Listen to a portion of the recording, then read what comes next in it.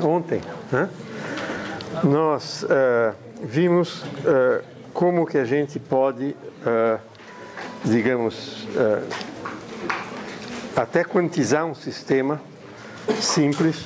Nós tratamos essencialmente do sistema de 1 grau de liberdade com uma coordenada Q e um momento P, a partir da Lagrangiana, escrevendo, digamos, o operador que faz a evolução temporal do sistema num certo tempo como uma integral funcional, né? Talvez eu deva começar me redimindo de uma falha que eu não disse exatamente o que essa palavra funcional tem a ver, tá certo? Vocês talvez tenham feito em cursos de mecânica, e ouvido falar que a ação é um funcional, tá certo? É um funcional da história do sistema, digamos. O que quer dizer isso? Quer dizer, a ação é o resultado, a ação é um número, certo? E esse número corresponde a uma determinada função, que é a posição como função do tempo. Então, um funcional, geralmente, é um objeto que engole uma função e cospe um número, certo? Isso é diferente de uma função, que engole um número e cospe outro, tá certo? Né? Quer dizer, seno de x é uma função, x é π sobre 2, ele cospe 1, certo? O funcional não, a ação, eu tenho que dar um q de t, coloco na Lagrangiana, faço a integral no tempo e me sai um número, certo? Esse é um funcional. E a integral funcional é uma integral onde a variável de integração são funções, certo? Quer dizer, aquela integral funcional que representa aquele propagador é uma integral onde cada elemento da integração, do caminho de integração é uma função, é uma história completa do sistema, certo? Então é um objeto desse tipo que a gente está tratando. Então deixa eu lembrar o resultado a que a gente chegou, que é, digamos, a integral funcional de Feynman para um sistema simples, que é a seguinte: nós tínhamos esse objeto propagador que era um K, que tinha um tempo final aqui e uma posição final, tá certo? Para uma posição inicial e um tempo inicial que eu chamava de 0. E esse objeto podia ser escrito como um certo limite, tá certo? Quando eu pico esse intervalo de tempo num número de pedaços iguais, ΔT, que cresce indefinidamente, tá certo? O que significa que cada intervalinho de tempo vai a 0. Eu tinha os fatores aqui, esses fatores eram m sobre 2πi h cortado ΔT raiz quadrada. Isso é a potência n, aparecia n desses fatores. Se lembra, a gente partiu de uma formulação quântica newtoniana e depois fez isso daí, aí integrou sobre os momentos, supondo que a newtoniana era P2, né? Vamos dizer, escrever a newtoniana aqui, quântica, da qual a gente partiu. Deixa eu escrever numa versão clássica, aqui no caso, né? P2 sobre 2m mais v de q. Bom, se fosse a versão quântica, esses eram operadores, certo? Então, para esse tipo de hamiltoniana, a gente chegou nesse resultado, e o que aparecia aqui era um produto, que eu vou escrever assim, como k indo de 1 até n menos 1, de integrais sobre os dqk, certo? Isso aqui é só um jeito de escrever que eu tenho n menos 1 integrais em dqk, tá certo? Que são os tempos intermediários. E o que eu tenho aqui é simplesmente uma fase, e elevado a i em unidades de h cortado, e uma ação. Essa ação era escrita nessa forma aqui como uma soma de n igual a 1 até n de m sobre 2. Já estou diminuindo outra vez, né? Deixa eu aumentar um pouquinho, né? E a i sobre h cortado, que eu tenho m sobre 2. Aqui eu tinha qn menos qn menos 1 sobre ΔT ao quadrado. Isso aqui é como se fosse uma velocidade ali naquele trechinho, média. menos V de Qn delta t. Vocês estão vendo que isso aqui, no fundo, é um aproximante discreto para a integral de ação. Tá certo? Então, esse era o resultado que nós tivemos. Tem que tomar o limite. E quando eu tomo esse limite, eu escrevo isso aqui como uma integral funcional. Isso aqui é uma integral, que eu digo que é uma integral sobre todas as trajetórias. Está vendo esse Q? São todas as leis Q de T' que vão de 0 até T, tá certo? E aqui eu tenho como peso essa fase aqui. I sobre H cortado, a ação, que é um funcional, esse colchete quadrado em geral é um funcional, e eu coloco aqui Q de T' para dizer que isso aqui é a variável. Tá? Para cada Q de T', isso aqui é um número. Certo? Então, essa é a ação. E essa ação aqui está expressa em termos da Lagrangiana, tá certo? Como vocês estão vendo. Q de T' é a integral de 0 a t. Isso aqui é simplesmente um aproximante discreto dessa integral. A integração é no tempo t'. E aqui eu tenho a Lagrangiana, que é m sobre 2 q ponto ao quadrado, que é uma função de t'. Vejam que eu tenho que colocar aqui a função q de t. Aqui eu coloco a derivada dela, mais menos o potencial aqui, menos v de q de t', certo? Que é uma função de t'. Então, isso aqui vira uma função de t', eu integro, esse é o número, esse número é a ação que vai dar a fase aqui, certo? Então, essa ação é o objeto que entra aqui, certo? Então, esse era o resultado que nós tínhamos da última vez, tá certo? Vocês estão vendo que hoje eu digo explicitamente que a gente está fazendo isso no caso mais simples possível, porque é um sistema com 1 grau de liberdade, uma coordenada Q, uma P, tá certo?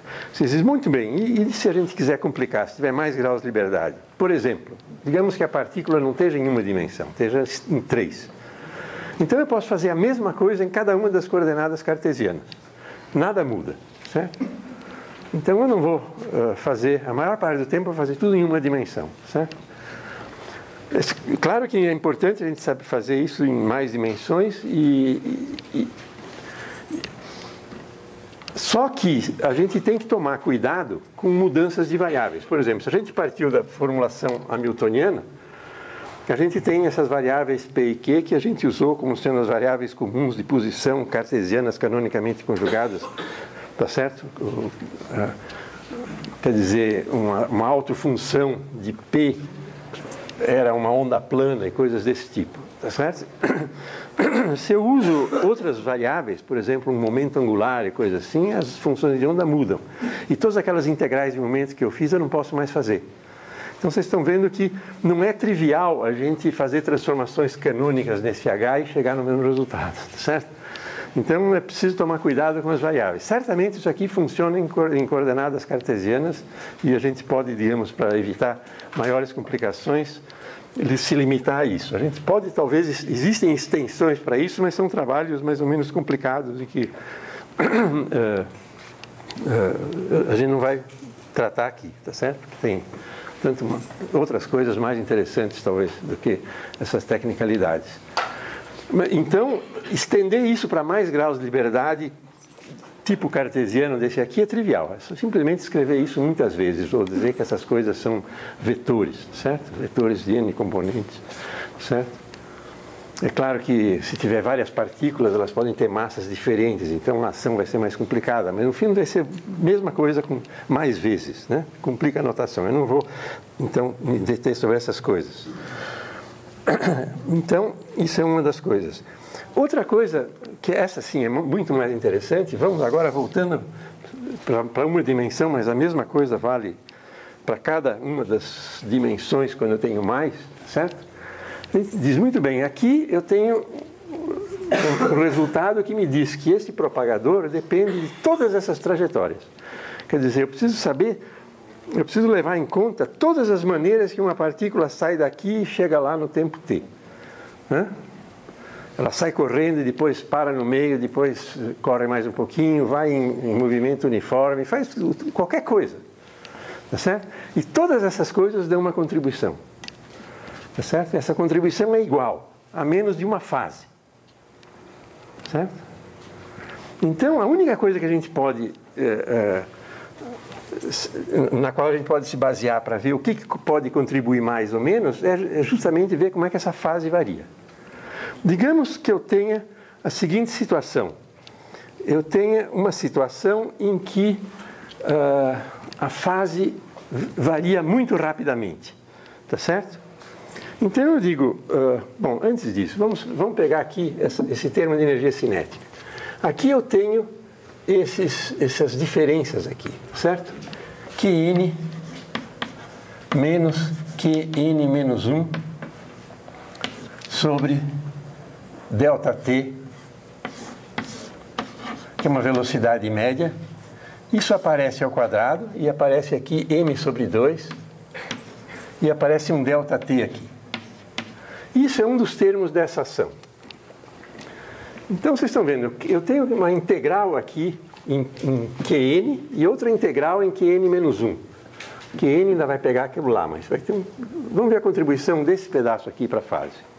Tá certo? Se o Qn estiver muito longe do Qn menos 1, esse número aqui pode ser um número muito grande. Tá certo? Ok? E se eu vario um pouquinho na hora de fazer a integração em Qn menos 1, esse Qn menos 1, esse número muito grande vai variar de uma quantidade que pode ser π. Isso quer dizer que lá pertinho de cada ponto de integração eu tenho um outro que vai ter a fase trocada e que vai cancelar a contribuição anterior. Tá certo? Então é claro que isso aqui limita os Qs que vão realmente, a distância entre os Qs que vai poder fazer alguma coisa. Certo? Isso é meio qualitativo, a gente tem que entender isso. Quer dizer, quando os Qs estão muito longe um do outro, para um dado ΔT, essa ação aqui é grande, tá certo? Vamos escrever isso aqui de uma maneira mais simples. Isso aqui é m sobre 2, esse Qn menos Qn menos 1 ao quadrado, e tem um ΔT aqui. Para que isso dê uma contribuição que não vai ter esses cancelamentos violentos, eu posso dizer, bom, eu gostaria de dizer que isso aqui, o que deve me parecer mais importante vai ser quando isso aqui for da ordem, eu vou colocar de ordem de 1. Né? Se isso aqui for π ou mais, já vai ter os cancelamentos. Certo? É uma ordem de grandeza, quer dizer que isso aqui não pode ser grande demais. Certo? Muito bem. O que eu posso dizer, então, sobre isso? Isso quer dizer, eu posso pôr aqui que m sobre 2 Qn menos Qn menos 1. Bom, ainda faltou aqui um H cortado, certo? Porque eu quero que isso seja um número, então isso aqui é uma ação. Eu esqueci do H cortado que tem aqui na frente, certo? Então tem um H cortado aqui, certo? Então, isso aqui sobre ΔT ao quadrado tem que ser menor ou da ordem de uma coisa chamada de ΔT. Eu posso colocar essa coisa para o lado de cá, o 2H cortado, etc. Né? Mudo para cá, 2H cortado sobre M, tá certo? E isso daqui eu posso chamar V quadrado. Certo? Ok? Então isso significa o seguinte.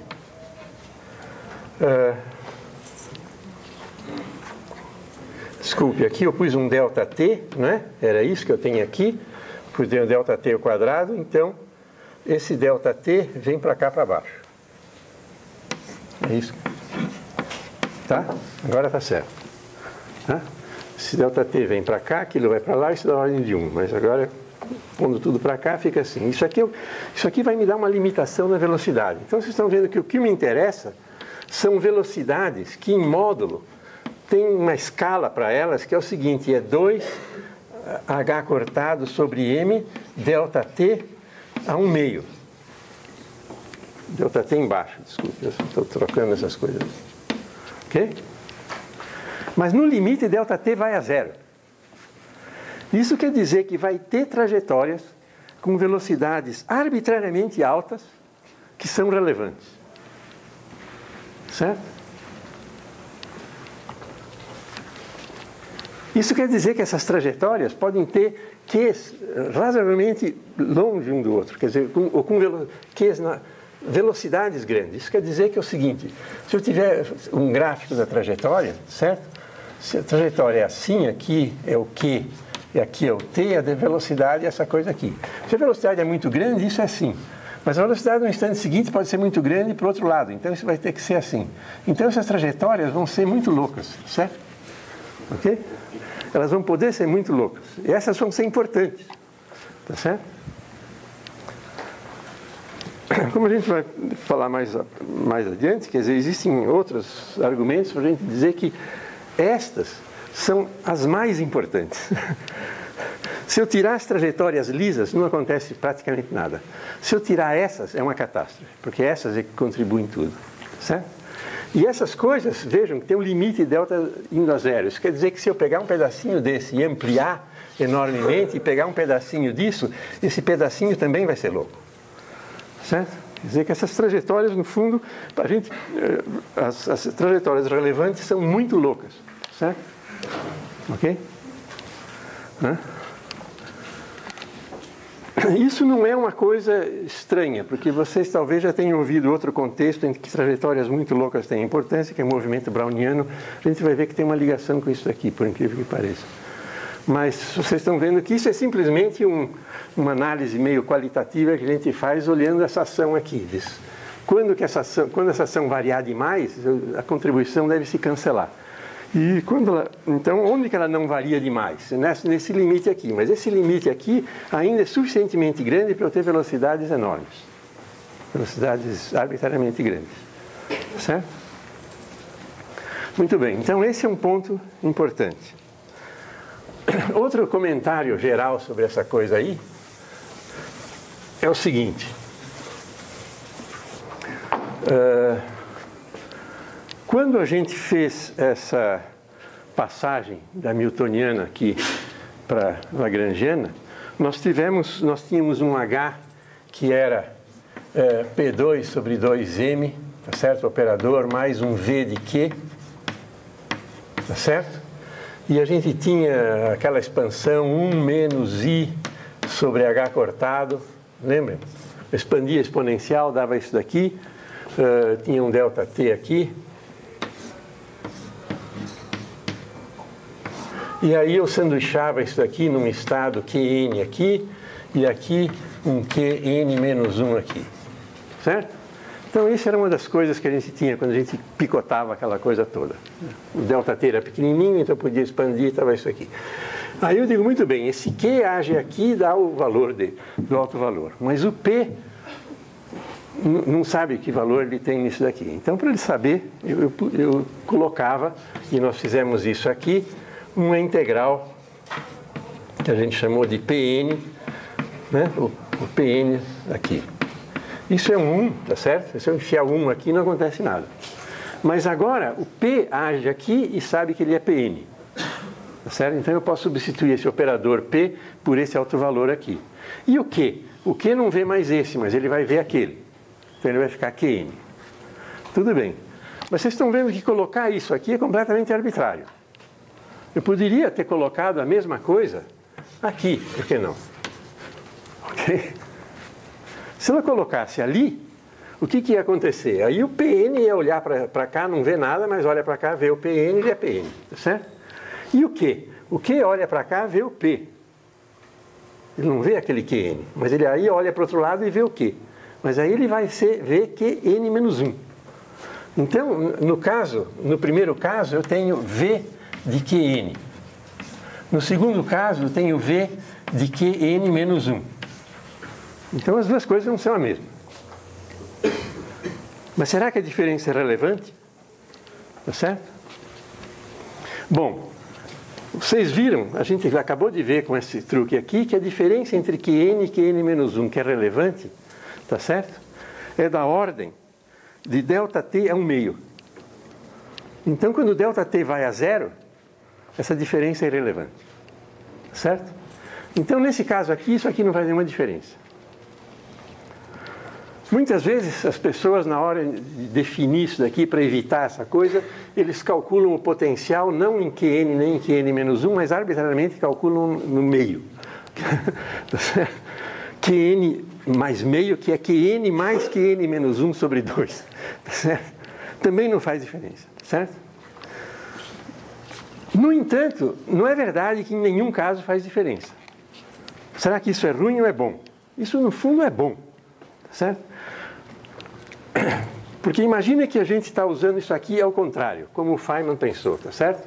Eu parto de uma lagrangiana clássica e quero fazer esse caminho inverso para lá. Quando eu quero montar esse negócio, eu tenho que saber onde é que eu coloco os P's e os Q's. Isso vai me dizer se o V está no Qn-1 e o P está no N, isso quer dizer que o V foi calculado antes do outro. Vocês podem ver que isso aqui vai fazer diferença quando eu tiver operadores do tipo, por exemplo, PQ. Certo? Porque isso daqui é diferente de QP. Certo? E conforme eu faço a escolha, eu acabo com isso ou com isso. Ou com uma versão hermitiana, enfim. Tá certo?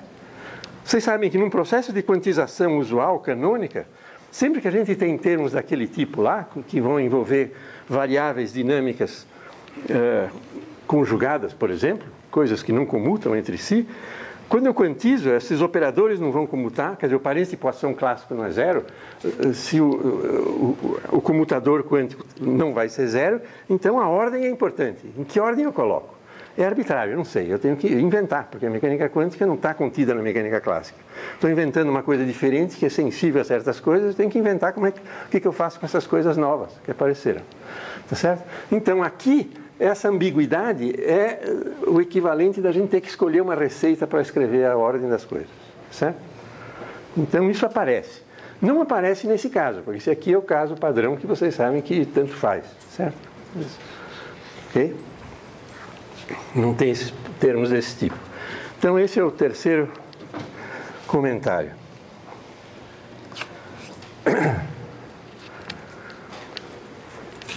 O quarto comentário e último, antes da gente fazer o que eu queria fazer hoje, que é fazer um exemplo de um cálculo de um troço desse, certo?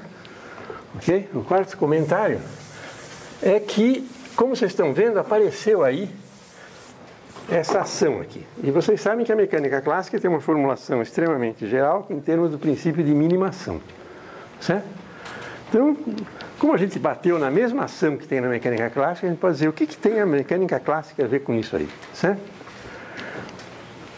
O que está acontecendo aqui, vocês vão ver, é que essa formulação da mecânica quântica dá uma pista muito clara de como que a mecânica clássica emerge daí. Como que isso aqui fica clássico num certo limite. Certo? Muito bem. Vamos ver o seguinte, vamos pegar essa ação, tá certo? E vamos calcular num certo Q de t, certo? Mas eu vou escrever esse Q de t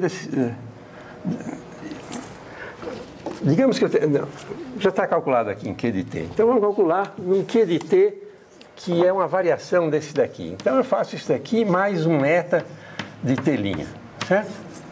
Então eu vou variar um pouquinho o Q. Tem o Q, é isso aqui. E o que é o S de Q, mas o Q agora é uma trajetória ligeiramente diferente. Digamos, eu tenho uma trajetória aqui, isso aqui é o Q de t, e aí o Q mais eta vai ser alguma coisa por aqui, certo? Aqui é o Q de t, isso daqui, e isso daqui seria o Q mais eta. Okay? Então o eta são essas diferençazinhas. Tá? Então vamos abrir isso aqui, tá certo?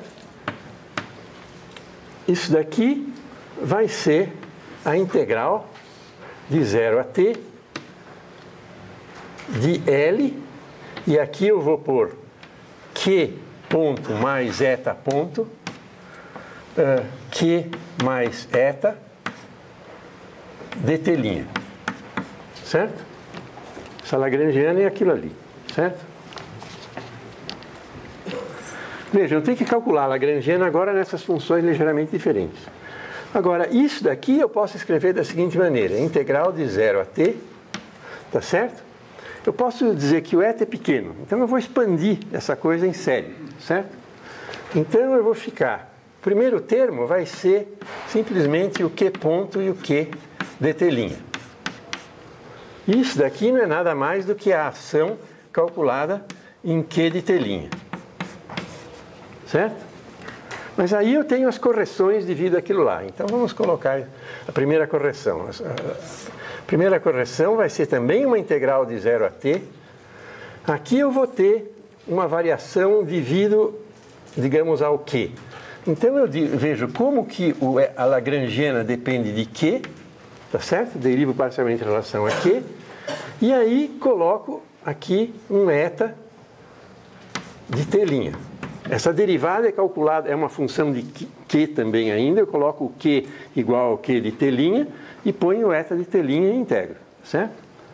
Aí eu vou ter ainda mais a derivada, como tem o eta ponto lá, que está pendurado no q ponto, dl de q ponto, eta ponto de t', tá certo? Tudo isso de t'. Tá certo? Mais termos de ordem superior. Eu vou escrever assim, ordem de eta quadrado. Então vocês estão vendo tudo.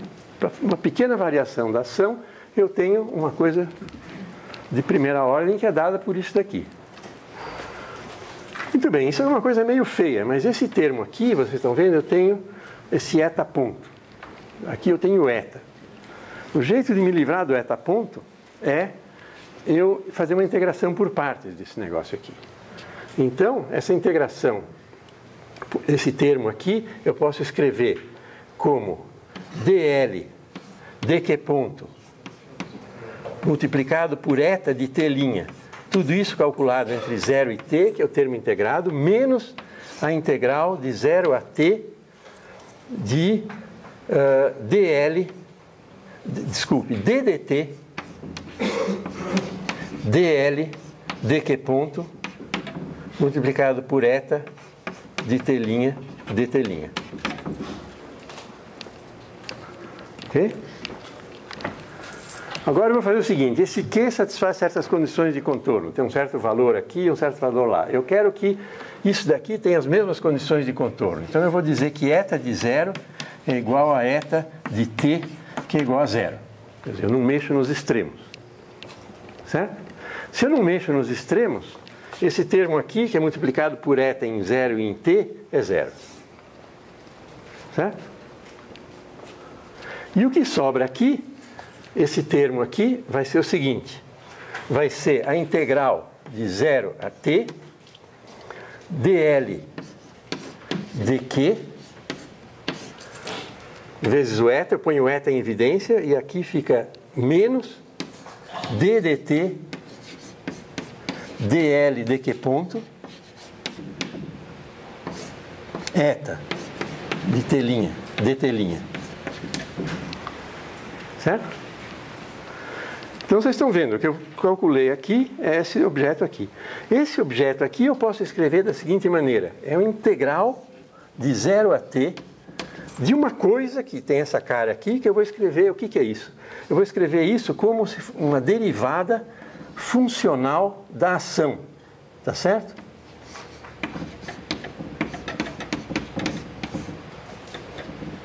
Em relação ao Q de t'. Isso é uma notação para aquilo lá. Isso aqui vezes eta de t'. O que é essa derivada funcional? É isso daqui. É o termo linear de uma expansão de Taylor funcional. Isso aqui é um funcional, eu estou mudando a variável e tem uma expansão de Taylor. Só que aqui é uma expansão funcional. O que eu estou dizendo é vendo o que é a integral funcional, a derivada funcional. A derivada funcional é esse objeto que, integrado com eta, com dt', vai dar o termo linear daquilo lá. Certo? Então, isso chamado derivada funcional, vocês estão vendo, é um funcional do Q, porque depende do Q. Aqui ainda tem uma dependência do Q. O que é o Q? O Q vai ser a função que eu estou usando. E ainda é uma função de t'. Porque eu estou calculando a derivada funcional em relação a Q de T'. Nesse instante, T' é importante porque é o valor de T' que vai estar em todo lugar aqui que eu preciso para integrar com o eta, certo? Ok? Então, a derivada funcional não só é um funcional ainda, mas ele é uma função do argumento também da função da qual ele depende. Tá? Enrolado, né? E vocês estão vendo o que é a derivada funcional da ação. É isso daqui. Isso daqui é igual a zero, essas são as equações de Lagrange, certo? De movimento, certo? Então vocês estão vendo o que é a equação de Lagrange de movimento clássico. É dizer que a derivada funcional da ação é zero, certo? O tempo todo, certo? Ok? Isso é a equação de Lagrange, isso determina o movimento clássico. Então, por que eu estou fazendo isso? Porque o que a gente está vendo é que se eu fizer uma variação de trajetória, eu tenho que esse S aqui, vamos continuar agora, passar isso a limpo, vai ter uma expansão de Taylor, que o primeiro termo é a própria ação, tá certo? SQ na trajetória não perturbada, certo? E a primeira correção vai ser isso aqui, vai ser a integral de 0 a t da derivada funcional da ação Q de T', eta de T' dt', mais termos de ordem de eta quadrado, certo? Então, a primeira correção, a variação mais importante da ação para uma pequena flutuação em torno de uma trajetória que eu escolhi é dada por esse termo, certo? Ok? Então, digamos, se o eta for pequeno, isso aqui é quanto a ação varia quando eu mudo um pouquinho a trajetória. Isso depende do valor de que função de T' é essa derivada funcional aqui, certo? Se ela for zero o tempo todo, então a variação é minimizada, porque a variação vai ser de ordem eta quadrada, certo? Isso quer dizer que, em torno da trajetória clássica, a ação, o valor da ação vai variar pouco. Bom, é a definição do extremo da ação, certo? Muito bem, então a ação varia pouco. Fora disso, ela varia, certo? Varia linearmente de uma maneira que é dada por isso daqui. Agora, outra vez, vai ter um problema dos cancelamentos devido a oscilações muito grandes. Digamos que o sistema tem um valor da ação que é muito grande, certo? Em unidades de H cortado, isso aí dá 10 a 20, certo? Ok? É um sistema clássico, certo? O que vai acontecer? Uma pequena mudança, muito pequenininha, pode dar um negócio da ordem de π outra vez e vai ter cancelamentos violentos, certo? Então, sempre que isso daqui não for zero, vai ter um cancelamento em primeira ordem. Qualquer coisa em primeira ordem já dá uma coisa que cancela completamente. O que acontece, porém, em torno da trajetória clássica? Em torno da trajetória clássica, a coisa vai de ordem eta quadrada. Então, eu fico o mais insensível que eu posso ficar nesse nível aqui de primeira ordem até as flutuações, tá certo? Então, o que vai acontecer é que a interferência que está envolvida nessa soma de coisas complexas aqui vai ser violenta, a não ser numa pequena faixa em torno da trajetória clássica. Certo? Quer dizer, as trajetórias que eu vou considerar vão ser coisas que a gente viu tem que oscilar muito, pode oscilar muito, mas tem que oscilar aqui em torno da trajetória clássica. Se ela sair muito, aí esse termo aqui começa a mandar, isso aqui cancela, tá certo? E se ela...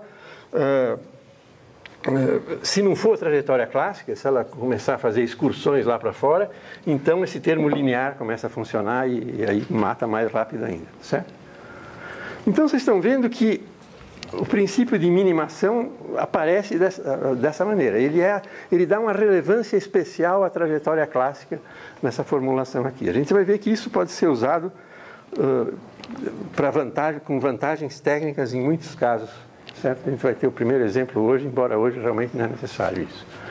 Certo? Então, isso daqui mostra que a mecânica clássica está espreitando aqui, tá certo? Embora não é bem ainda a mecânica clássica, porque o que é essa contribuição aqui? Isso aqui é uma contribuição para uma fase de um grupo de trajetórias que vai contribuir para um propagador de uma amplitude de probabilidade, não tem nada a ver com nenhuma dessas, isso aí está fora da linguagem clássica, tá certo? No entanto, se eu perguntar, eu saio de um certo ponto aqui e quero chegar lá e tem uma trajetória clássica por aqui, aonde que a amplitude de probabilidade nesse espaço-tempo aqui vai ser relevante? Se o sistema for clássico, ela vai ficar grande aqui em torno desse negócio, tá certo? É lá que esse propagador aqui vai ser mais diferente de zero, certo? Okay? A partícula vai gostar de ir por ali, certo? Vai ter uma amplitude de probabilidade maior de ir por ali. A menos de outras interferências e outras vicissitudes, ela tende a ir por ali. Então, vocês estão vendo o jeito que a mecânica clássica espreita por trás desse negócio aqui, mas sem realmente pôr a cabeça para fora, tá certo? Hã? Muito bem. Então, para a gente ver, isso são coisas meio qualitativas, mas que são comentários que a gente pode fazer para começar a ter formas de encarar essas coisas aí. Vamos então fazer um cálculo disso daqui, certo? Uma integral dessa, o mais simples de todos os exemplos, certo? O mais simples de todos os exemplos é o exemplo da partícula livre, certo? V é igual a zero, certo? Então vamos fazer aqui a partícula livre.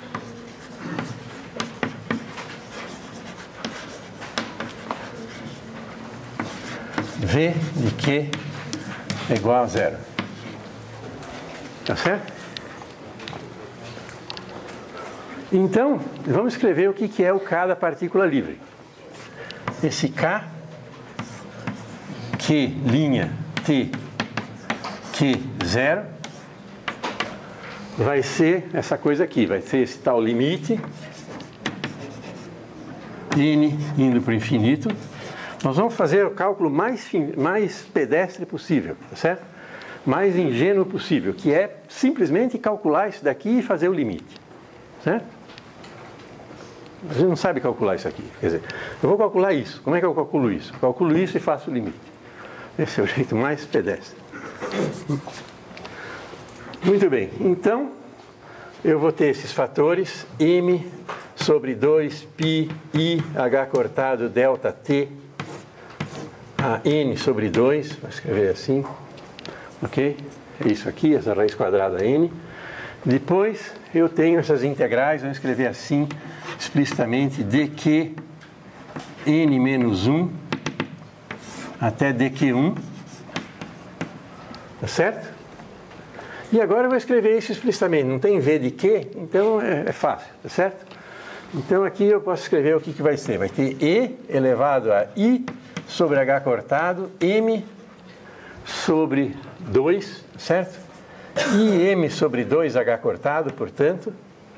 E aqui, somas dessas coisas. Aqui tem esse ΔT quadrado aqui, com ΔT em cima, é um ΔT simples. Isso aqui, eu posso pôr esse ΔT simples em evidência aqui, certo?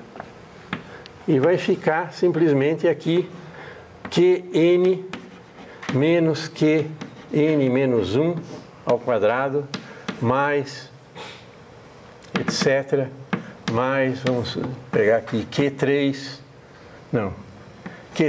menos Q1 ao quadrado, mais Q1 menos Q0 ao quadrado.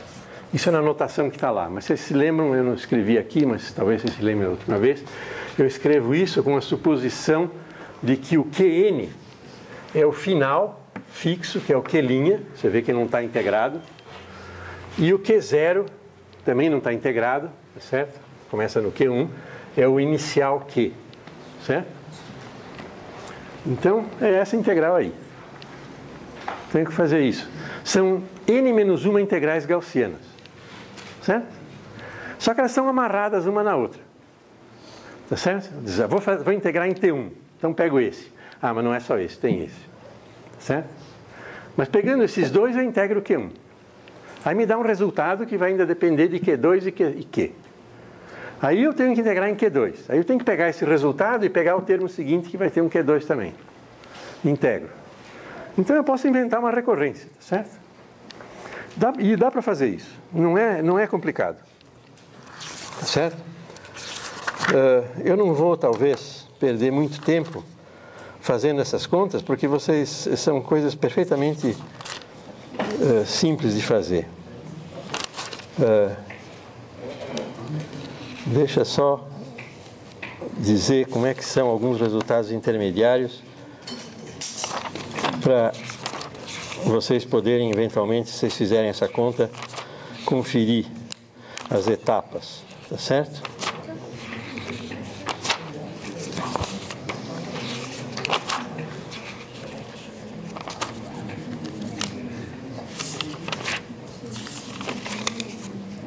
Está aqui.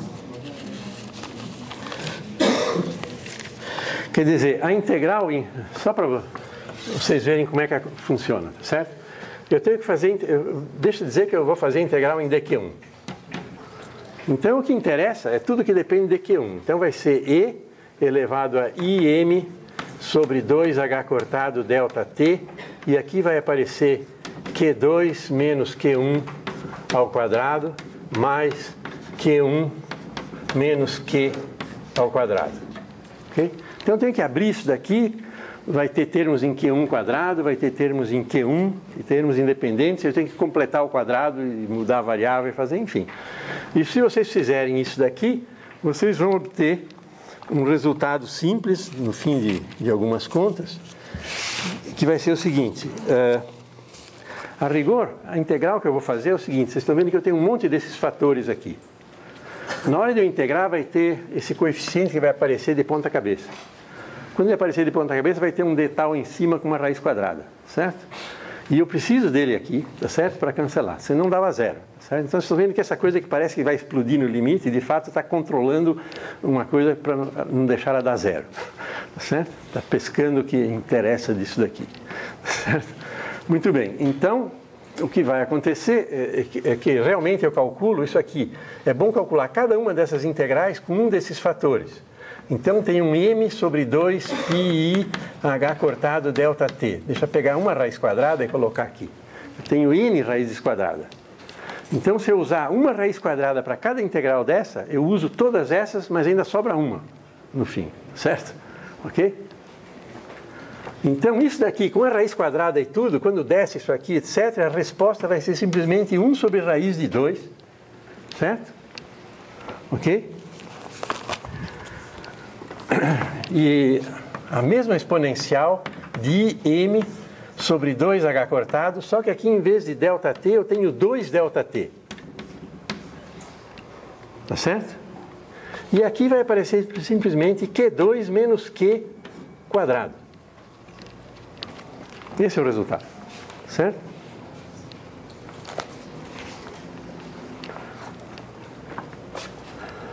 Se eu faço aí em seguida a integral em m sobre 2πi h cortado ΔT, a seguinte, certo?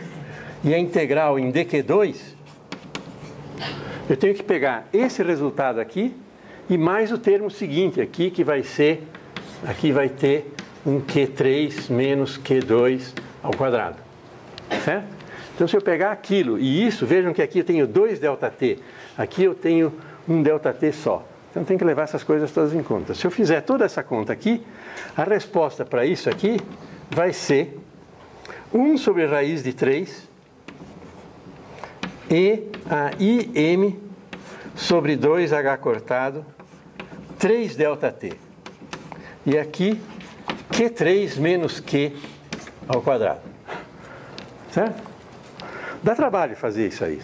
A gente erra, porque é horrível, mas tudo bem. Mas se você conseguir fazer sem errar, etc., vai dar isso aí. Certo? Ok?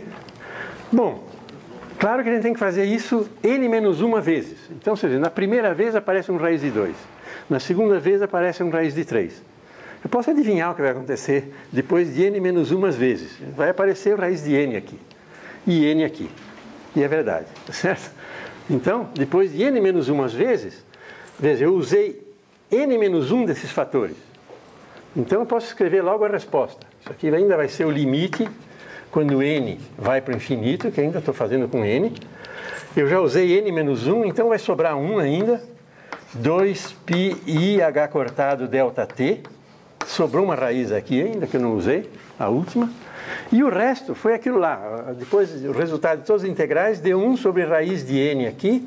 E aqui deu e elevado a im sobre 2h cortado n ΔT. Tá certo? E aqui o último, que é q' menos q ao quadrado. Certo? Esse é o resultado. Certo? Bom, vocês estão vendo o que está acontecendo aqui. Falta o limite ainda. Mas eu preciso fazer o limite? Acho que não, porque veja, esse raiz de n entra confortavelmente aqui dentro dessa raiz quadrada, como um n aqui, certo? Ok? Muito bem, então apareceu na raiz quadrada onde tinha ΔT, apareceu n ΔT, mas ΔT é t sobre n. Então n ΔT é simplesmente o tempo total. Certo? Da mesma maneira aqui em cima apareceu um n ΔT, que é o tempo total. Então isso não depende de n. Então o limite é trivial, é isso. Certo? E vocês estão vendo como a gente trabalhou demais, tá certo? Aí vocês podem até pensar por que a gente não percebeu isso antes, tá certo? O que está acontecendo aí? Porque se vocês olharem a primeira integral, ela já é a coisa que eu quero, certo? Okay? Isso aqui é para 2. Se eu fizer simplesmente isso daqui com n igual a 1 e integrar, dá o mesmo resultado. Você não depende de n pode ser 1, tá certo? Então eu não faço a subdivisão, dá certo. Claro que só dá certo nesse problema, tá certo? Nos outros não dá. Ok?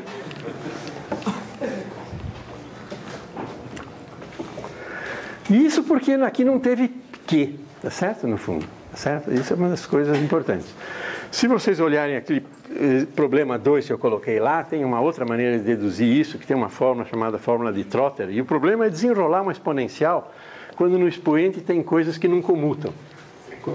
Na newtoniana eu tenho esse termo aqui e esse que não comutam. Então eu não posso separar isso como produtos exponenciais sem mais. A fórmula de Trotter diz como é que eu posso fazer isso com um fatiamento de um certo tipo. Certo? Ok? Nesse caso aqui, o fatiamento é opcional. Lá o fatiamento é uma das maneiras de desenrolar as integrais, as exponenciais. Aqui não tem o que desenrolar, então, tá certo? Então é meio... O fato de não precisar da fórmula de Trotter aqui, de certa maneira, está por trás desse resultado simples.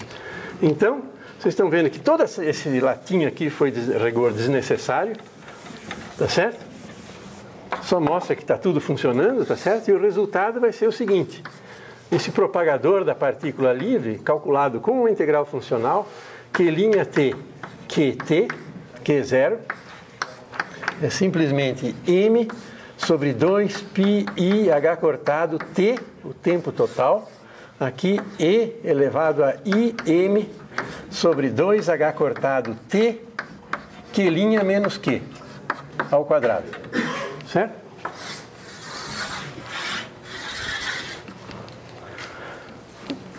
Do que a gente partiu para fazer isso? Partiu da Lagrangiana clássica, que é m sobre 2 q ponto ao quadrado. Tá certo? No entanto, isso aqui dá a propagação quântica da partícula livre. Tá certo?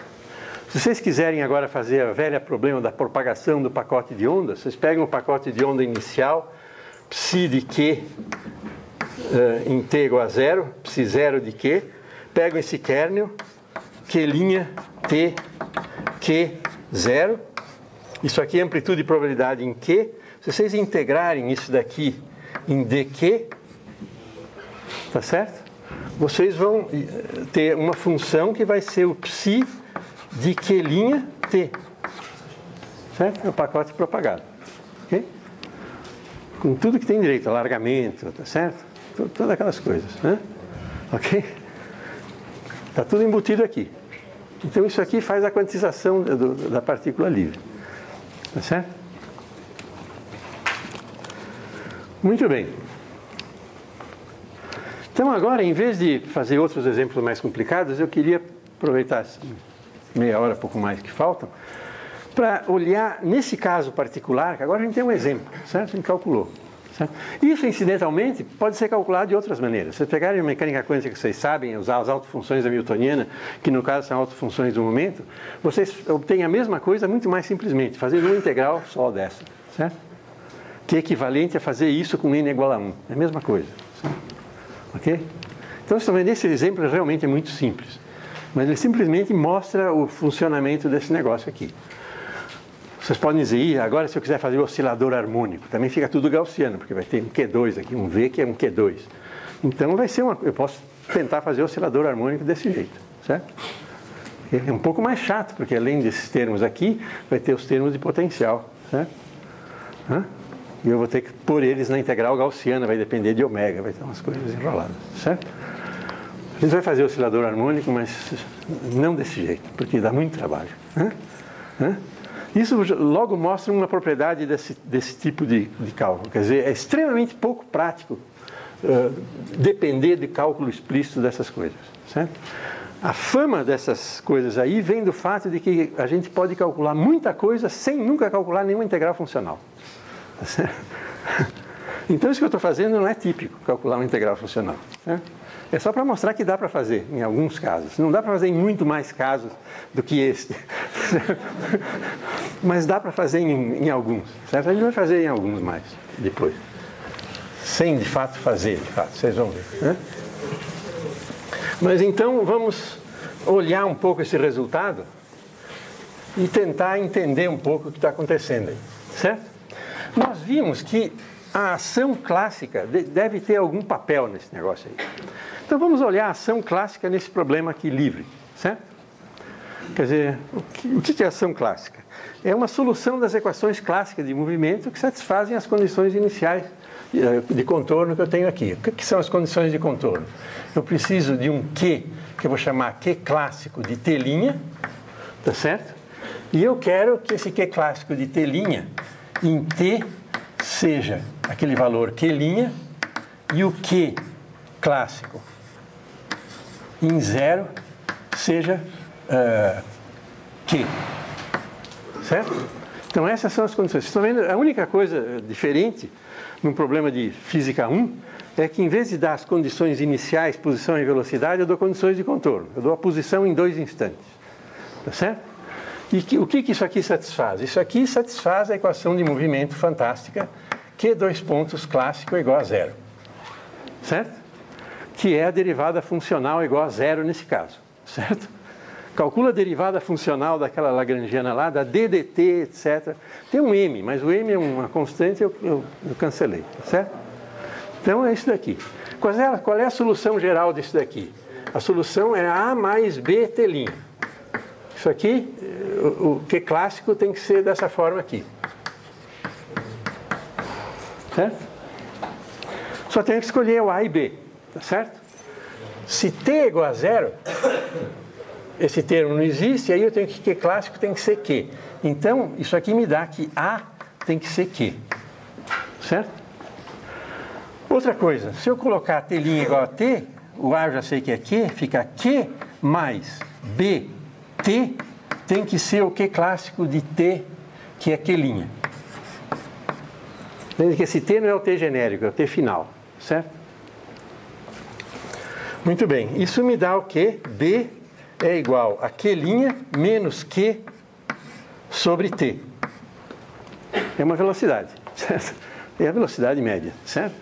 Então, vocês estão vendo aqui o Q clássico, a trajetória clássica de T' é simplesmente Q mais Q' menos Q sobre T', certo? Essa é o que uma partícula clássica faria. Ela tem que sair de Q no instante t igual a 0 e chegar em T', chegar em Q' no instante t. Então ela tem que seguir essa coisa aí. Tá certo? Velocidade constante, tá certo? Isso aqui. E aí eu pergunto, e qual é a ação que corresponde a isso? Isso vocês já não fazem, né? A gente sabe que essa ação é estacionária. certo? A derivada funcional da ação é zero. Mas a ação não é zero, certo? Quero saber quanto vale essa ação. Então vamos calcular a ação, certo? Vamos calcular a ação do Q clássico.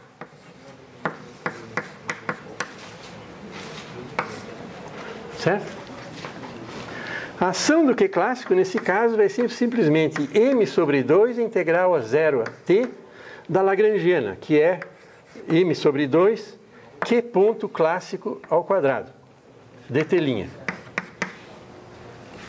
O que é Q ponto clássico? Q ponto clássico de t', d dt' disso é simplesmente Q' menos Q sobre t. E t é o tempo total, é uma constante, tá certo? Então essa é a velocidade média, tá certo? Então essa integral aqui simplesmente vai me dar m sobre 2 Q' menos Q sobre t, que é a velocidade, ao quadrado, integral dt' de 0 a t da t.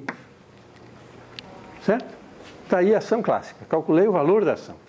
Isso daqui vai ser m sobre 2 t, certo? Porque aqui tem um t quadrado, com um t em cima sobra um t, Q' menos Q quadrado.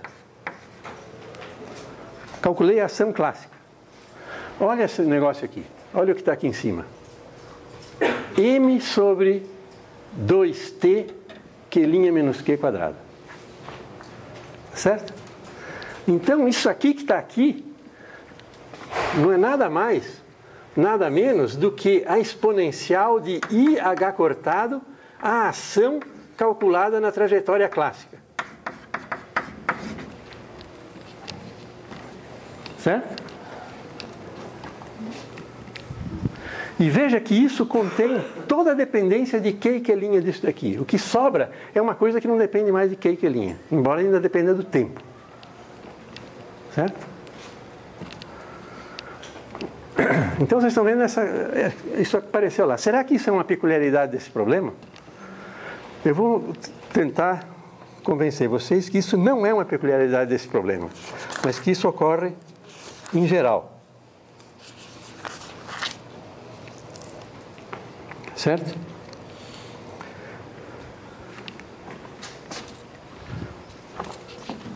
Como é que eu posso ver a generalidade desse resultado? Bom, antes vamos dizer qual é o resultado disso daqui. O resultado disso é o seguinte, que eu posso escrever, vou escrever aqui o resultado, K, Q', Q0, vai ser uma certa função que depende só do tempo, tá certo? É isso que a gente está vendo lá, e a exponencial da ação clássica. Da ação calculada na trajetória clássica. Com as condições de contorno apropriadas. Certo? Isso é o que a gente está vendo nesse caso particular aqui. Vamos tentar ver o que acontece num caso geral. Essa ação que está aqui é a que eu vou usar menos V de Q. Ok? Em geral.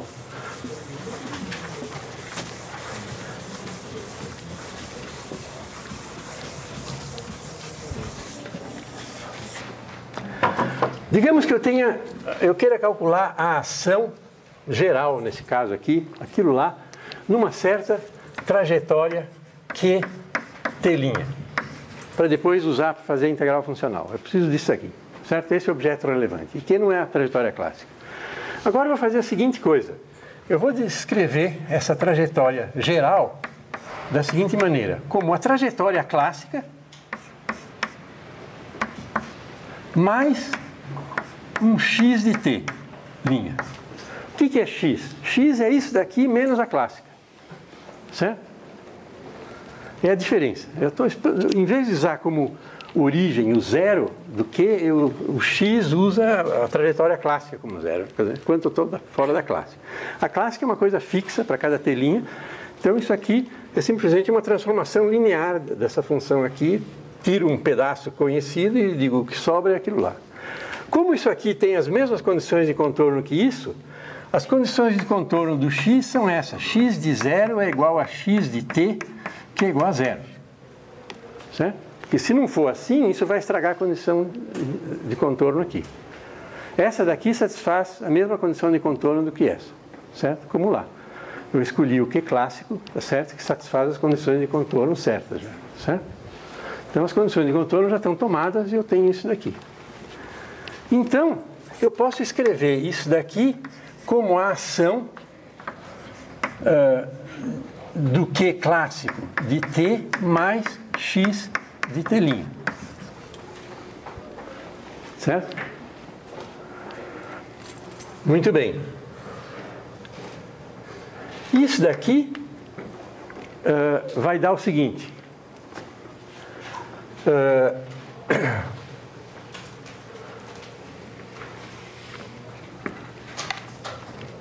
Deixa eu ver se eu devo fazer isso. Vamos calcular. Deixa eu ver o que eu vou fazer isso aqui. Como é que eu vou fazer isso aqui? Talvez eu não devesse fazer isso hoje. Eu acho que eu estou meio atrapalhado aqui com as minhas notas e eu tenho a impressão que eu estou avançando numa coisa que eu ia fazer outro dia, mas...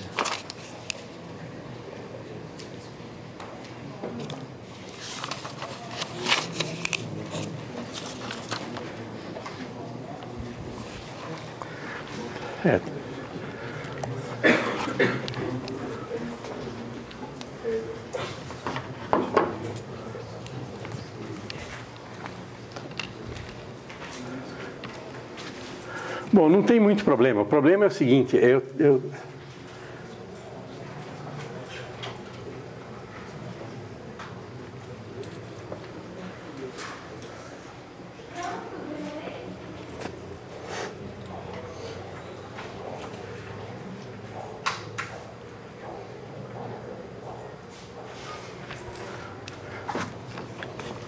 deixa eu mostrar, nesse caso simples, pelo menos.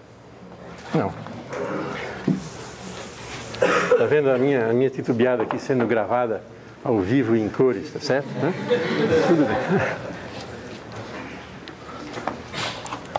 Eu acho que eu estou me adiantando isso daqui, eu estou meio atrapalhado.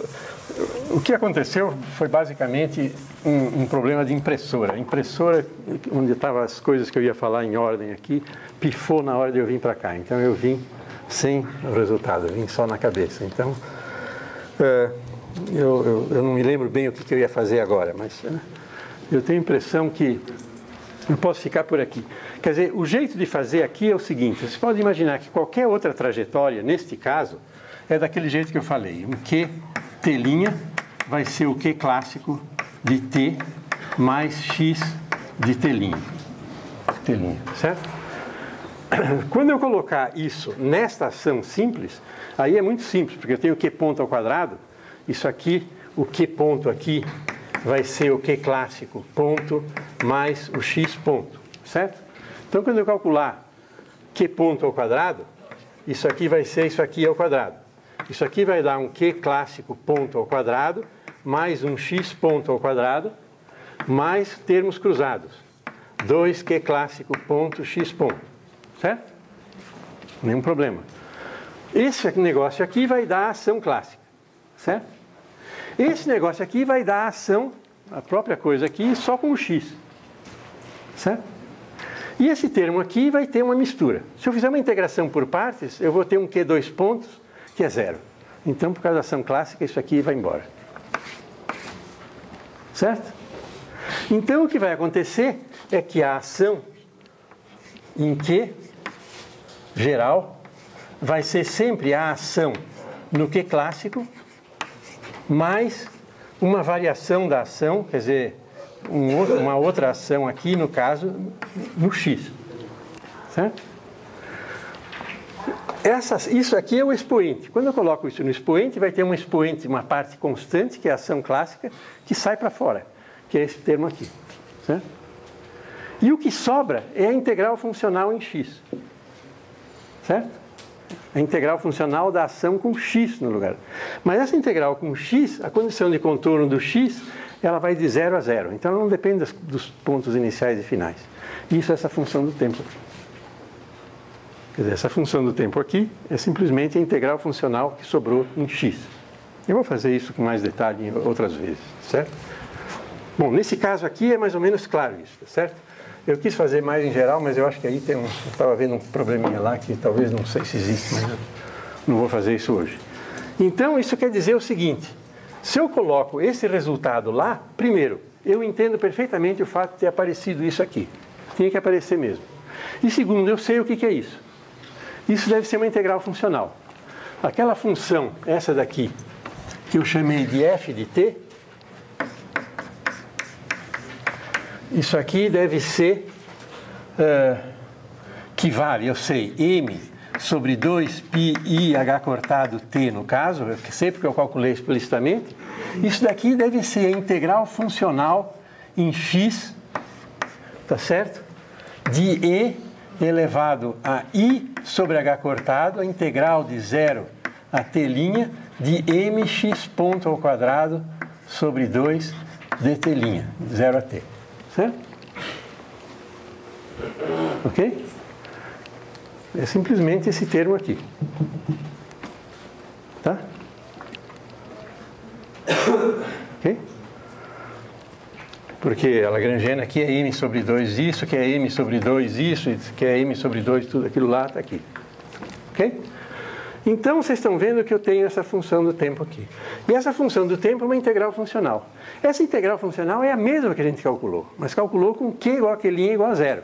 O que também é verdade. Claro, se eu fizer q igual a q' igual a zero, sobra isso. Ok? Agora eu vou mostrar uma coisa. É que esse não é o único jeito de ver essa coisa aqui. Porque a gente já, sabendo isso, a gente já pode evitar uma parte do trabalho do cálculo da integral funcional, porque a gente já sabe esse fator aqui. Então, a dependência em que o q'inho, eu digo, é só calculação clássica para me dar isso aqui. E esse pedaço aqui? Aí eu tenho que calcular de novo a integral funcional. Bom, não adiantou muito, eu tenho que calcular aquilo. Mas agora, vamos lembrar o que é esse k. Esse k, certo? Esse k vamos colocar aqui, q'T Q0. Isso aqui é Q' U de T Q. Se eu fizer T igual a zero, tá certo? Se eu fizer T igual a zero, o que acontece? Fica T igual a zero aqui. Mas o U é E elevado a menos I sobre H cortado HT. Se T é igual a zero, o U é 1. Certo? É o operador 1. Então, isso daqui, quando T vai para zero, deve ir para delta de Q' menos Q. Certo? Que é uma espécie de normalização. Tá? Outra coisa. Esse objeto aqui é uma amplitude no tempo Q' de uma coisa que veio de algum lugar. Certo? Como isso aqui, a dinâmica é a dinâmica da equação de Schrödinger, como função de Q' e T, isso aqui tem que ser uma solução da equação de Schrödinger. Certo? Quer dizer, eu devo ter que IH cortado dk dt tem que ser igual a menos H cortado ao quadrado sobre 2m d2k dq' ao quadrado. Derivadas parciais, certo? Ok? Tem que ser verdade, porque isso aqui satisfaz a equação de Schrödinger, certo? Muito bem. Se eu pegar o K nesta forma aqui, digamos, eu já sei isso aqui, eu não sei ainda o F. Agora eu quero que isso satisfaça a equação de Schrödinger. Então eu ponho essa forma lá e digo o que o F tem que ser para satisfazer aquilo. Certo? Se eu fizer colocar este K com o F e aquela exponencial da ação clássica aqui, eu vou achar uma equação diferencial para F. Porque aqui eu tenho D dt e o F depende de T. Certo? A equação diferencial para o F é a seguinte. f como função de t vai ser df dt é igual a menos 1 sobre 2t, isso vocês podem fazer explicitamente f de t. Só isso aí. Para aquilo satisfazer a equação de Schrödinger, o f tem que satisfazer isso. Mas aí o df sobre f vai dar um logaritmo, então uma exponencial, tá certo? A solução para isso daqui vai ser que f de t vai ter que ser uma constante qualquer dividido por raiz de t. Certo? Então, essa é a solução. Se eu pegar a exponencial, tem o 2, que vai dar uma metade do logaritmo, não sei o que tal. Então, dá isso aqui. Então, achei o f de t a menos uma constante. Certo? Então, eu já sei que tem que ter uma raiz de t, e tem. Tá vendo? Ok? Mas ainda não sei esse m sobre 2πi, não sei o quê. Como é que eu acho isso aí? Eu acho isso desse negócio. Se isso aqui tem que ir a um delta, se eu integrar em todos os quelinhas e fizer o limite t igual a 0, tem que dar 1. Tá certo? Então, o que eu faço? Eu pego agora, substituo esse f aqui por c sobre raiz de t. E integro em todos, em quelinha. Tá certo? Eu sei fazer essa integral porque acaba dando umas integrais gaussianas aqui em cima também, que eu posso fazer com integrais de Fresnel, se vocês quiserem. Isso tudo vai estar explicitado nas notas, tá certo? E o que vai acontecer é o seguinte, é que dessa maneira, talvez eu possa, acho que não vou ter os detalhes aqui, eu vou, acho que vou. Tá?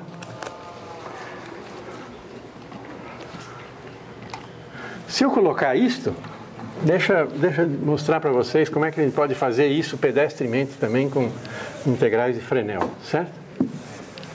Deixa eu colocar aqui o que é ação clássica, tá certo?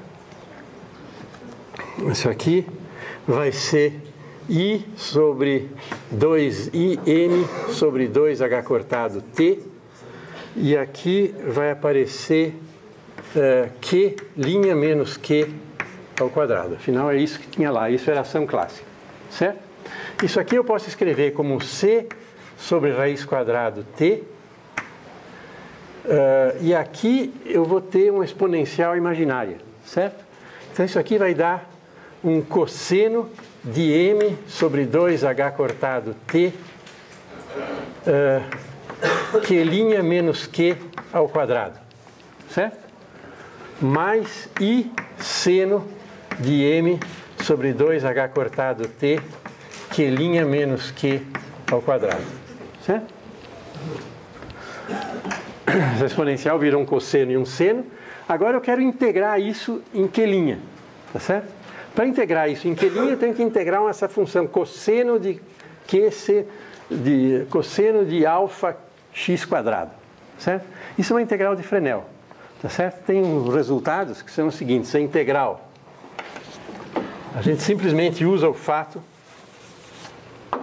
que a integral de menos infinito a mais infinito de cosseno de alfa x2 dx é a mesma coisa que a integral de menos infinito a mais infinito do seno de alfa x2 dx, e isso daqui é simplesmente raiz de π sobre 2α. Certo? Essa é uma integral que vocês encontram no Abramovitz, etc. Integral de Fresnel. Uma integral oscilante, razoavelmente bem comportada, tá certo? Porque, vejam, isso aqui oscila furiosamente, mas ele oscila cada vez, uma hora para positivo, outra hora negativo. Mas como o período diminui, o que ele ganha de área em cada oscilada é cada vez menos. Então, essa integral, de fato, ela converge oscilando, mas a oscilação morre. Certo? Ok? Então, pense nessa integral, dá esse valor. Se eu faço esse negócio aqui, o resultado da integral de menos infinito a mais infinito de Q', desse K, de Q' T, Q0, isso daqui, vocês fazem essa conta e vai dar simplesmente, esse alfa vai estar ligado com essas coisas, vai dar 1 mais I, que é esse negócio aqui, tá certo? raiz quadrada de πh cortado sobre m. Certo? Vezes c ainda, tá certo? Tem um c aqui na frente, certo? Então vocês estão vendo o resultado notável é que isso aqui não depende de t. O t está lá. O t está lá, o t estava aqui, o t estava aqui. Quando eu faço isso tudo, cancela o t. Tá certo? Porque essas integrais aqui, nesse alfa vai aparecer um t que vai sair, vai cancelar aquele lá. Tá certo? Então isso aqui é independente de t. Então outra vez o limite de t igual a zero, que dá o delta, é trivial. Eu não preciso fazer. É isso aqui. Então isso aqui tem que ser 1. Tá certo? Ok? Mas isso me determina o c. Tá certo? Qual é o c que sai aí, se eu digo que isso tem que ser 1? Esse c aqui vai ser 1 sobre 1 mais i, passa tudo para cá, e aqui m sobre πh cortado, raiz quadrada. Certo? Mas 1 mais i é um número que tem módulo quadrado 2, tá certo? Então, isso daqui eu posso escrever como 1 sobre raiz de 2i, tá certo? Que é isso daqui, multiplicado por m sobre πh cortado. Ou seja, põe isso daqui para dentro, isso aqui vai ser m sobre 2πih cortado, raiz quadrada. Certo? Que é o que está aqui. Certo? Então, essas contorções todas não são para ser muito, digamos, úteis em si, mas elas simplesmente têm uma mensagem. A mensagem é o seguinte: frequentemente a gente pode calcular o valor de um propagador desse, expresso como uma integral funcional, sem efetivamente calcular a integral funcional. Eu vou descobrindo os pedaços. Eu sei que um pedaço é a exponencial da ação clássica. Aí sobra uma função do tempo. Aí eu tenho que inventar um estratagema para achar essa função do tempo. Aqui eu inventei um estratagema aí. O que é? Dizer, isso depende do tempo, põe na equação de Schrödinger para achar como depende do tempo, tá certo? Aí eu achei a raiz de t. Dizer, bom, falta uma constante. Aí eu tenho que descobrir essa constante em algum lugar. Bom, falta uma normalização, posso tirar desse delta. Tirei, tá certo? Ok? Então eu pude fazer essas coisas todas e achei o resultado sem fazer integral gaussiana nenhuma. Tá certo? Ok? Ok? Então vocês estão vendo que isso é o que está por trás dessa lição aqui. Eu calculei isso explicitamente e depois mostrei que não precisava ter calculado explicitamente. Certo? Se a gente pensa um pouco. E essas coisas que a gente aprendeu, vocês estão vendo, a ação clássica tem sempre uma importância que ela pode aparecer aqui. Nós vamos ver que isso acontece em geral. Nesse caso aqui foi perfeitamente claro. Tá certo? Eu sempre vou poder extrair isso daqui. E aí vai sobrar também uma função do tempo. Eu vou ter que calcular essa função do tempo de algum jeito. Essa função do tempo, por sua vez, é uma integral funcional. Então, quando eu tiro isso daqui, eu tirei um fator. Eu fiz uma mudança de variável que me permite um fator. A vantagem desse fator é que a dependência de Q já está dada. Se o que me interessa é a dependência de Q e não de T, eu posso até não calcular isso, deixar lá. Tá certo? Dizendo, o que me interessa não depende disso daqui, vai cancelar no fim. Tá certo? Só depende de como isso aqui depende de Q e Q'. Então eu não preciso nem calcular isso aqui. Eu posso parar nesse ponto aqui com F aqui. Certo? E acabou. Se eu precisar do F, aí eu tenho que ir atrás do F. Certo? Outra coisa, vocês estão vendo que esse F tem que ver com flutuações em torno da trajetória clássica. Certo? A trajetória clássica está aqui, o x é a diferença. Certo? Então, e o F vem do x. Então, frequentemente, a gente diz que esse fator que está aqui na frente da exponencial da ação clássica representa as flutuações quânticas em torno da trajetória clássica. Mas isso é tudo conversa, certo? São maneiras de falar. Mas se eu vir flutuações quânticas, é esse negócio aqui. É esse pré-fator, que é uma integral funcional que sobra quando eu tiro a trajetória clássica e fico só com a integral funcional, essa que envolve as flutuações. Certo? Isso é o f de t. Certo? Então a gente chama isso aqui de integral das flutuações. Certo?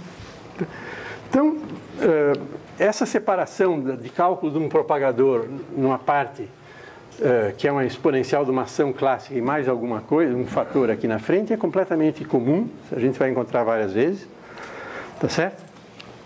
E o outro exemplo que nós vamos fazer vai ser o oscilador harmônico. Vocês vão ver que tem alguns probleminhas, porque esse caso aqui é muito simples, porque, por exemplo, eu quis calcular a trajetória clássica, não tive problema nenhum, pus as duas condições de contorno e para quaisquer duas condições de contorno eu acho uma trajetória clássica única, beleza. Agora imagine que eu tivesse um potencial esquisito, certo? E eu quero dar uma condição de contorno que é a partícula sai daqui num certo instante e chega lá naquele outro instante. Aí eu descubro que não tem nenhuma solução da equação de Lagrange que satisfaz isso. Sim, pode acontecer. A partícula com aquele potencial simplesmente não quer fazer aquilo. Tá certo? Classicamente, certo? Aí o que eu faço? Aí eu não posso fazer isso, eu tenho que dar um jeito, certo? Tem outros embaraços que podem ser até piores. Por exemplo, eu vou perguntar qual é a trajetória clássica e acho várias. Tem muitas. Aí eu tenho que usar todas. E cada uma vai dar uma fase. Então vai dar uma interferência já de trajetórias clássicas. Essa interferência pode ter singularidades. E aí tem um limite, quer dizer, coisas extremamente complicadas podem acontecer. Tá certo? Vocês vão ver que o oscilador harmônico manifesta um pouquinho uma dessas coisas. Vocês vão ver que tem um caso lá em que a gente não acha trajetória clássica nenhuma. Tá certo?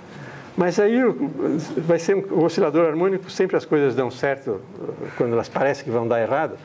Então, quando lá a gente vai ver que, como não achou trajetória nenhuma, a gente diz, vamos esquecer desse ponto, tá certo? E tocar para frente, tá certo? E aí dá tudo certo, inclusive naquele ponto. Tá certo? É assim, mas isso a gente tem que verificar a posteriori. Em geral, não é um caso geral, certo? Vocês estão vendo que uma das coisas que está acontecendo aqui é que a gente está tratando o problema globalmente. Eu saio de um ponto e chego no outro num tempo finito, tá certo? Essas coisas globais são muito mais complicadas, às vezes, a gente entender, porque depende de muitas coisas intermediárias que interferem aqui no caso quântico, que, digamos, podem dar comportamentos extremamente complicados e exigir um cuidado extremo na hora de fazer aproximações nessas coisas, certo? Então é isso que a gente vai começar a ver. Mas então hoje o que eu espero que vocês tenham aí sobrado dessa coisa toda é o seguinte, que é que vocês veem as trajetórias mais ou menos que contribuem aqui, têm a importância da trajetória clássica e sabem que dá para calcular a integral funcional da partícula livre, pelo menos fazendo integrações gaussianas, mas que a gente não precisa nem fazer isso. A gente pode descobrir as coisas, os ingredientes, de outro jeito, por exemplo, usando ação clássica e outras coisas, certo? Muito bem. Fim.